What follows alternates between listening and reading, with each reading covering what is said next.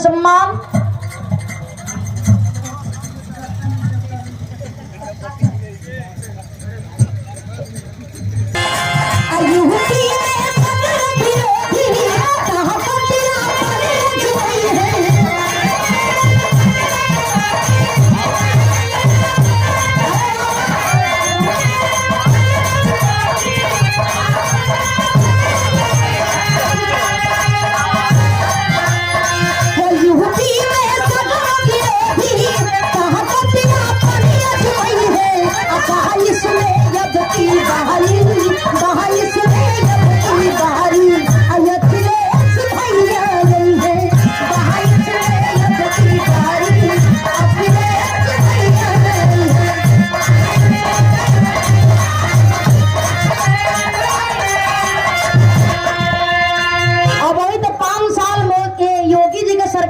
उत्तर प्रदेश में, लेकिन इससे पहले जब माननीय हमारे नेताजी का राज था बाबू, लगत रहल कि राम राज्य हो।